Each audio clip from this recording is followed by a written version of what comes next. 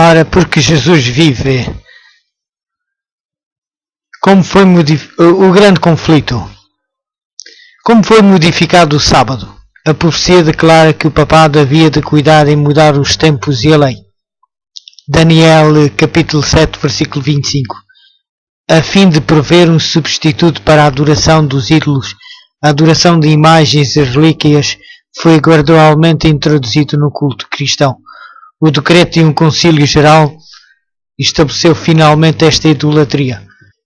Roma pretendeu eliminar da lei de Deus o segundo mandamento, que proíbe a adoração de imagens, dividindo o 10º mandamento para conservar o número deles. Dirigentes não consagrados da Igreja tripudiaram também sobre o 4º mandamento, pondo de parte o antigo sábado, o dia que Deus abençoara e santificara, em Gênesis capítulo 2, versículo 2 e 3, e em seu lugar exaltaram a festa observada pelos pagãos, como o venerável dia do sol. Nos primeiros séculos, o verdadeiro sábado foi guardado por todos os cristãos, mas Satanás trabalhou a fim de atingir o seu objetivo. O domingo foi transformado em festividade em honra da ressurreição de Cristo. Atos religiosos eram realizados nele. Era, porém, considerado como dia da recreação, sendo o sábado ainda observado como dia santo. Satanás induzira os judeus antes da vinda de Cristo a subcarregarem o sábado com as mais rigorosas imposições, tornando-o um fardo. Agora, tirando vantagem da falsa luz sob a qual ele assim fizera com que fosse considerado, lançou desdém sobre o sábado como sendo uma instituição judaica, enquanto os cristãos geralmente continuavam a observar o domingo como festividade prazenteira. Ele levou-os a fim de mostrarem o seu ódio ao judaísmo, a fazer do sábado um dia de tristeza e pesar. O imperador Constantino promulgou um decreto fazendo do domingo uma festividade pública em todo o Império Romano. O dia do sol era reverenciado pelos seus súbditos pagãos e honrado pelos cristãos.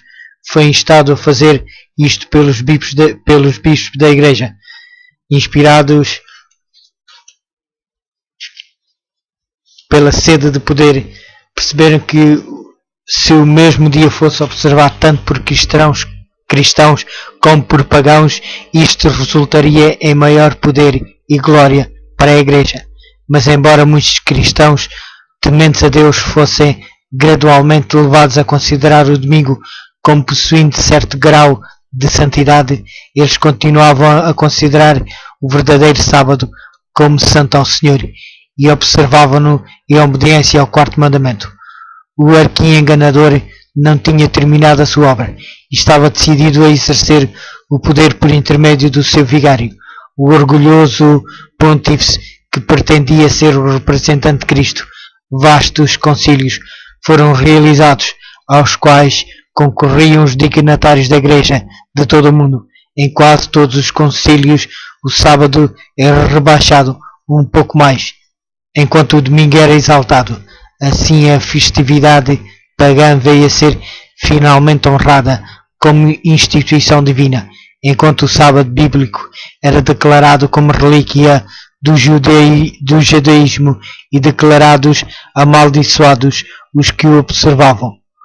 O apóstata conseguira ter êxito e exaltar-se contra tudo o que se chama Deus, o objeto de culto. 2 Tessalonicenses capítulo 2, versículo 4. Ousar a mudar o único preceito da lei divina, que indica o Deus verdadeiro e vivo. No 4º mandamento, Deus é apresentado como o Criador, como memorial da obra da criação. O 7º dia foi santificado para o repouso do homem, destinado a conservar o Deus vivo, sempre diante da mente humana, como objeto de culto. Satanás esforça-se por desviar os homens da obediência à lei de Deus. Portanto, dirige os seus esforços contra o mandamento que aponta Deus como Criador. Os protestantes hoje insistem em afirmar que a ressurreição de Cristo no domingo fez dele o sábado cristão. Contudo, nenhuma honra semelhante foi atribuída a este dia por Cristo ou pelos seus apóstolos. A observância do domingo teve origem no mistério da iniquidade. Segunda de Tessalonicenses, capítulo 2, versículo 7, o qual, já no tempo de Paulo começar a sua obra, que razão pode ser dada para uma mudança que as Escrituras não sancionam? No século VI, o bispo de Roma foi declarado como a cabeça de toda a Igreja. O paganismo cedera lugar ao papado. O dragão dera à besta o seu poder, o seu trono e grande autoridade. Apocalipse, capítulo 13, versículo 2. Começaram assim os 1260 anos da opressão papal, perdidos nas profecias de Daniel e Apocalipse. Daniel, capítulo 7, versículo 25. Apocalipse, capítulo 13, versículo 5 a 7. Os cristãos foram obrigados a renunciar à sua integridade e a aceitar as cerimónias e culto papais, ou a passar a vida nas masmorras, ou a sofrer a morte. Cumpriam-se assim as palavras de Cristo: e sereis entregues até por vossos pais, irmãos, parentes e amigos, e matarão alguns dentre vós. De todos sereis odiados por causa do meu nome. Lucas, capítulo 21, versículos 16 e 17. O mundo tornou-se um vasto campo de batalha. Durante séculos a Igreja de Cristo encontrou refúgio no isolamento e a obscuridade. A mulher, porém, fugiu para o deserto, onde Deus lhe havia preparado lugar, para que nele a sustentem durante 1260 dias. Apocalipse, capítulo 12, versículo 6. O acesso da Igreja de Roma ao poder assinalou o início da Idade Escura. A fé foi transferida de Cristo para o Papa de Roma. Em vez de confiar no Filho de Deus para o perdão dos pecados e para a salvação eterna, o povo olhava para o Papa e para os sacerdotes, a quem ele delegara autoridade.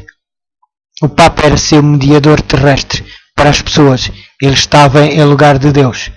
Esquivar-se das suas exigências era motivo suficiente para se afligir ao infrator a mais severa punição. Assim a mente do povo desviava-se de Deus para homens falíveis e cruéis, e ainda mais para o próprio príncipe das trevas, que por meio deles exercia o seu poder.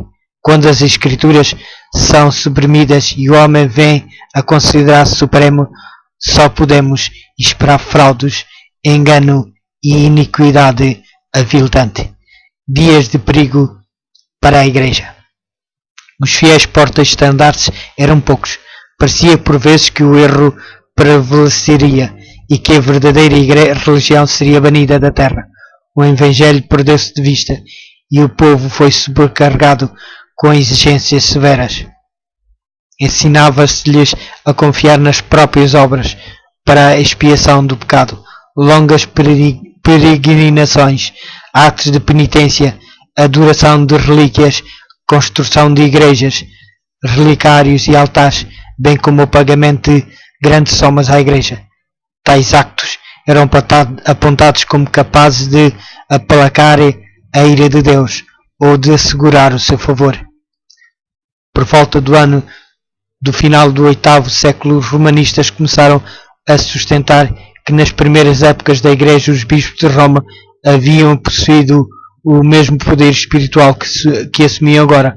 Escritos antigos foram forjados pelos monges, decretos de concílios dos quais antes nada se ouvira foram agora descobertos, estabelecendo a supremacia universal do Papa desde os primeiros tempos.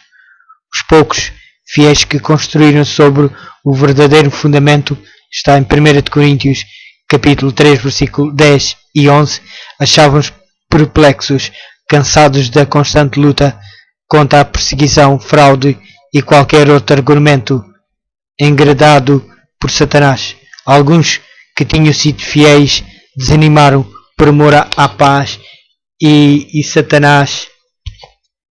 Alguns tinham sido fiéis e segurança da sua propriedade e vida, desviaram-se do genuíno fundamento. Outros não se deixavam intimidar pelos inimigos. Generalizou-se a adoração de imagens, acendiam-se velas perante imagens e dirigiam-se-lhes orações. Prevaleciam os costumes mais absurdos. A razão parecia haver perdido o domínio, enquanto os próprios sacerdotes e bispos eram amantes do prazer e corruptos. Só se poderia esperar que o povo que os tinha como guias submergisse na ignorância e no vício. No 11º século, o Papa Gregório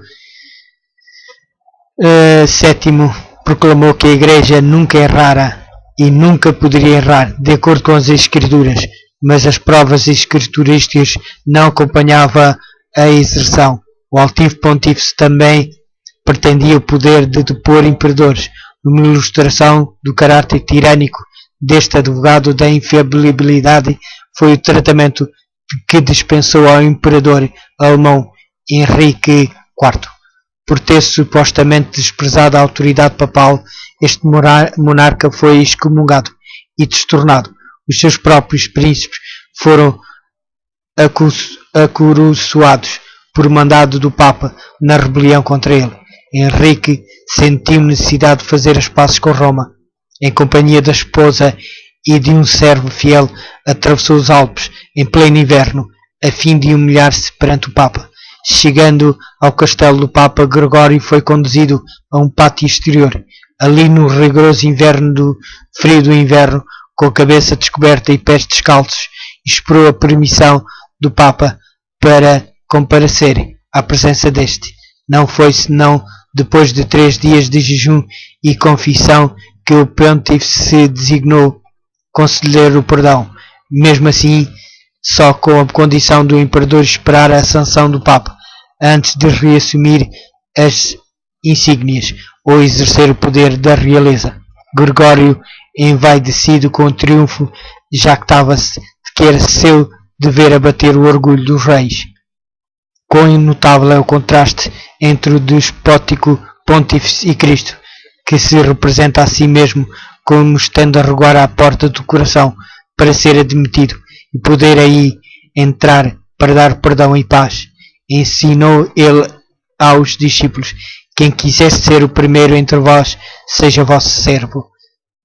Mateus, capítulo 20, versículo 27. Mesmo antes do estabelecimento do papado, os ensinos dos filósofos pagãos haviam exercício e influência na Igreja. Muitos ainda se apegavam aos dogmas da filosofia pagã e encareciam o seu estudo face a outros como meio de estes ampliarem a sua influência entre os pagãos. Erros graves foram sim introduzidos na fé cristã.